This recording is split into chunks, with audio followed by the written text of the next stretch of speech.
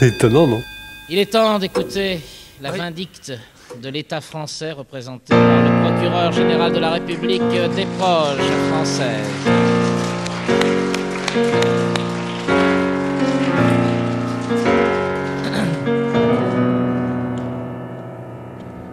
Eh bien, cher Monsieur Plus, cher Maître Charlot, Ex, au moins. mesdames et messieurs les machins, public chéri. Si j'ai bien compris le chef d'accusation, on vous reproche d'être un pas grand-chose, Michel Quedal. Au cas où le jury ou la cour aurait l'impression que j'ai pas très bien compris le chef d'accusation, je signale aux uns et aux autres que le ministère public, que j'ai l'honneur de représenter ici, n'est pas du tout persuadé de sa propre infaillibilité. Et que donc je suis ouvert à toutes les critiques. Ainsi, si vous avez l'impression que je me trompe un tant soit peu dans l'énoncé du chef d'accusation, n'hésitez pas à venir me le dire après l'exécution, bien sûr. À moins que je vois un charmant monsieur du 3e âge dans le public qui lève la main. Vous voulez dire quelque chose, monsieur? Ah non, pipi, c'est avant. C'était avant. C'est trop tard maintenant, monsieur. Comme vous pouvez le constater, monsieur Lansdal, le niveau du débat dans ce tribunal s'élève naturellement jusqu'aux hautes sphères de l'intellectualisme le plus ésotérique qui se puisse trouver de nos jours dans le 16e arrondissement de Paris. Et je pense que vous nous saurez gré de notre attitude de pensée hermético-discriminatoire, vous qui êtes abscons, Enfin, passons, on n'est pas là pour faire un cours de sélénographie. Au cas où il y aurait des gens du peuple à l'écoute, je leur signale que nous jugeons aujourd'hui un intellectuel. Pour être compris de lui, nous sommes obligés d'employer ici ou là les mêmes onomatopées que lui. C'est ce qui peut vous donner, ça ou là, l'impression que c'est vous qui êtes con, mais rassurez-vous, il n'en est rien. Il est vrai que les intellectuels scientifiques ou littéraires, de gauche ou de droite, parce qu'il y en a de droite, enfin, Michel Droit m'a dit qu'il connaissait un copain de Janco qui connaissait un intellectuel de droite, donc il y en a. Il est vrai, disais-je, que les intellectuels utilisent le plus souvent un vocabulaire extraordinairement difficile à comprendre pour le commun des mortels. Mais s'ils ne cherchent pas à être compris, bande de pommes, c'est pas ça qui les intéresse. Au contraire, ils souhaitent à tout prix rester incompris afin de se distinguer par le biais d'un langage hermétique du reste des hommes. Sinon, les pauvres, qu'est-ce qu'ils auraient de plus que nous, les intellos?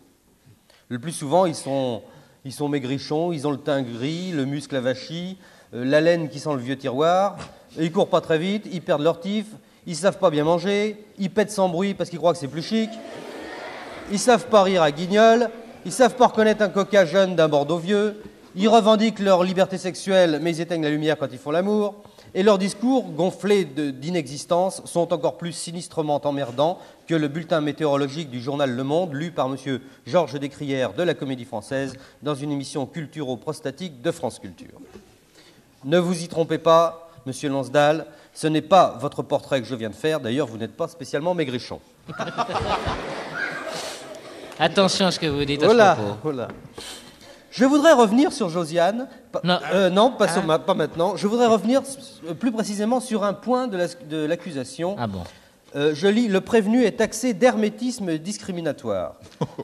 Oui, c'est marqué dans le chef d'accusation. Mais il y a des intellectuels dans la justice aussi, monsieur. C'est pas possible, je ne connais pas non plus. L'accusé, mesdames et messieurs les jurés, se fait appeler Michel Lansdal pour les besoins de sa carrière artistique en France, mais son vrai nom n'est pas Michel Lansdal, comme on l'a vu tout à l'heure, mais Michael Lansdale. Oui, mesdames et messieurs les jurés, cet homme n'est pas un vrai Français. C'est pourquoi il a à la fois l'hermétique et l'hermétèque. Il est... Raciste. Oui, complètement. Il est irlandais par son papa, nous dit-on. Irlandais, une race, dit-il, qui fait des comédiens exceptionnels comme John Wayne ou Spencer Tracy, ce qui laisse sous-entendre, bien sûr, qu'il y a d'autres races, peut-être les Juifs ou les Berrichons, qui font de moins bons comédiens, comme Philippe Noiret ou Woody Allen, par exemple. Encore que je ne sois même pas sûr que Woody Allen soit vraiment Berrichon. C'est un truc qui a vérifié. Il faut bien dire que les Irlandais, qui n'en finissent pas de s'entre-déchirer entre parpaillots et catholiques depuis finalement pas loin de 8 siècles, ça remonte à Henri II, Ah oui. les Irlandais sont tout de même des gens exceptionnels. C'est un ami anglais qui m'a raconté cette histoire d'un jeune catholique irlandais qui va à confesse un matin à l'église Saint-Charles de Belfast. Le jeune catholique a l'air extrêmement agité et bouleversé et le curé tente désespérément de l'apaiser. Il lui dit « Calmez-vous, mon fils, vous êtes ici dans la maison de Dieu, que sa paix soit sur vous. Faisons ensemble le signe de croix et confessez-vous, dites-moi quels sont vos péchés. » Ah, mon père, dit le jeune homme, c'est affreux. Voilà, hier soir, je crevais de soif, les bistrots du quartier catholique étaient tous fermés. Alors je me suis risqué dans un pub protestant. Il y avait là-dedans rien que des sales gueules de protestants en train de ricaner. Ça m'a énervé tout de suite. J'ai sorti mon couteau, j'en ai buté 3, plus la serveuse qui n'avait pas l'air catholique non plus. Enfin, c'est vraiment horrible. J'ai fait 4 morts protestants. Il y avait du sang partout dans le bistrot. Bon, écoutez, vous savez, dit le curé, vos opinions politiques, personnellement, j'en ai rien à foutre. Racontez-moi plutôt vos péchés, mon fils. Voilà une histoire irlandaise.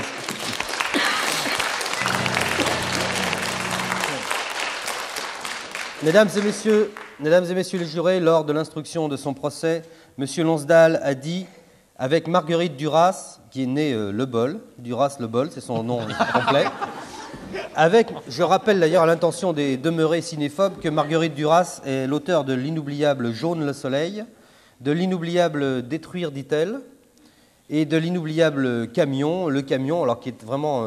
c'est un film qui est à la gloire des poids lourds, ce que Ça glisse au Pays des Merveilles est à la gloire de Lewis Carroll, en quelque sorte.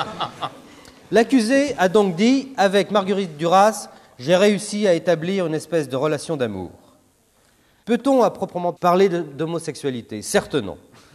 Mais, pour perpétuer jusqu'à la fin des temps cette émouvante idylle, je propose à la Cour que nous mettions Michel Lonsdal et Marguerite Duras dans le prochain départ de la fusée Ariane, car, comme le dit le proverbe japonais, mieux vaut avoir des intellectuels sur orbite que des morpions sous les bras. Monsieur le procureur.